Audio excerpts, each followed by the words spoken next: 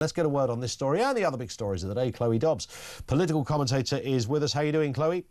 Good, thank you. How about you, Ian? Good. We've had to employ a language translator for those who can't understand the lovely dulcet tones of Chloe. So there'll be a pause after every answer so we can translate it. Is that all right? No, I hope absolutely not. If they can't speak English, then they can watch another channel. Yeah, there is that, absolutely. And there's plenty of options these days. So, I mean, let's start with what's happening with Trump and that speech in Congress. Are we a step closer to peace in Ukraine? Zelensky, we know, has written to Trump to say he's ready to sign the minerals deal. Let's have a little listen to what the US president said while addressing Congress yesterday. Earlier today, I received an important letter from President Zelensky of Ukraine. The letter reads, Ukraine is ready to come to the negotiating table as soon as possible to bring lasting peace closer. Nobody wants peace more than the Ukrainians, he said. My team and I stand ready to work under President Trump's strong leadership to get a peace that lasts. We do really value how much America has done to help Ukraine maintain its sovereignty and independence. Regarding the agreement on minerals and security, Ukraine is ready to sign it at any time that is convenient for you. I appreciate that he sent this letter, just got it a little while ago. Simultaneously, we've had serious discussions with Russia and have received strong signals that they are ready for peace. Wouldn't that be beautiful? Wouldn't that be beautiful? Wouldn't that be beautiful, Chloe? Of course, the question is, peace at what cost? That seems to be Zelensky's position. Yeah, we've definitely seen a very quick change of tune from Zelensky. Very, very different position now to when he was sat in that Oval Office.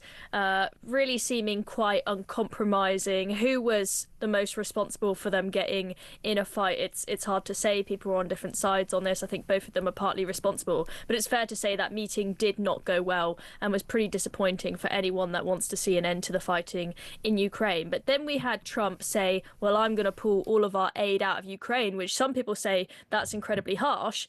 But look, that worked. That was a great negotiation tactic. We know Trump is a fantastic negotiator, and straight away Zelensky has changed his tune, and it's really great to see that they're now going to be talking again on amicable terms, willing to make compromises, it seems. Now, Zelensky, he's not been exactly clear of exactly what he is willing to sacrifice for peace, but I think the fact that he is making clear that he's willing to come to some sort of peace deal suggests that now maybe he is willing to make some concessions to Putin. Maybe he is willing to give a small amount of land to Putin, whereas when he was sat in the Oval Office, he was saying you can't negotiate with a killer. So it's pretty drastic change. It is a drastic change. Of course, I've heard it translated as, yeah, we'll give you peace if you give us loads of money. Is that a fair assessment of where America are at on this? I mean, the minerals thing, by the way, half an hour ago, no one talked about minerals. It sort of almost came out of nowhere, this minerals thing. And do we all get a piece of the mineral pie?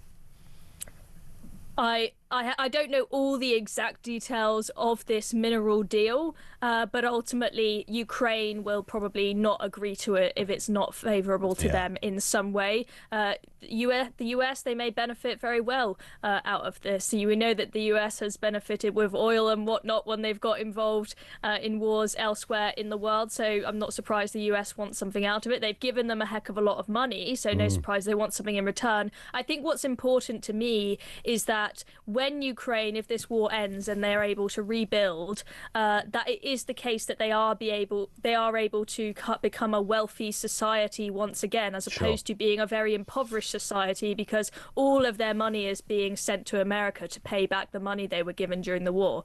Indeed. And of course, America was just one country of men. I mean, they put a substantial amount of cash in there. I mean, an eye-watering number. We know that. But, so has the UK. And France and most other countries around the world have all dipped into the kitty to donate and give money and support and aid. So I don't know whether, and this is the bit that's not really explained. Firstly, I don't know whether that is just America saying, well, carve your own deal out then if you want. This is the one we're demanding. But I don't know whether how it guarantees the peace, other than the suggestion that if you are having a big mineral deal with Ukraine, there will be American personnel or American people working in Ukraine, and that forms a kind of almost like a human shield. Putin wouldn't go near if he thought there were Americans in large numbers working in that territory. Yes, potentially. Maybe that is what Trump is thinking, is you have to give us some money and we'll give you the troops on the ground to make sure that Putin does not step an inch further. Because remember, the biggest worry that people have with ending this war now, whilst Putin has gained some territory, is, oh, you know, if you give him an inch, he'll take a mile. He might be quiet for a little amount of time, but then he's got further ambitions. He'll keep on going. So any kind of peace deal, in order to satisfy the people who are worried, who previously would have been of the mind that this war only ends if Ukraine can take back all of the land that they have had taken from them, you're going to have to put things in place to absolutely ensure that Putin cannot push his luck and cannot try to start the war again and push further. You saw Macron, when he was talking to Trump, not being quite so worried about getting money out of the Ukrainians, saying to Trump, no, we gave them a lot of money, simply, not expecting it back. Some of it may have been loan, but a lot of it would have just been grants. And he noted the fact that they've got loads of frozen Russian assets in Europe, and maybe they'll be able to, in a deal, get the Russians to say, oh, you can just have those, in order to essentially get some of their money back. So I think the Europeans are going to be less pushy with the Ukrainians to get money out of them. Yeah.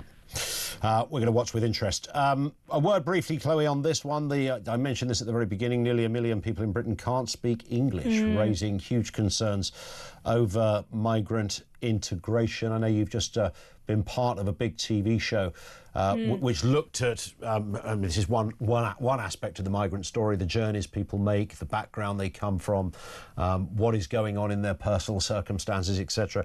It was eye-opening stuff, I'm sure more so for you because you were part of the programme. But it does feed into this question about, the insistence of people speaking the language or learning the language. 1 million people cannot speak English properly, and some not at all. This is a worrying picture, surely.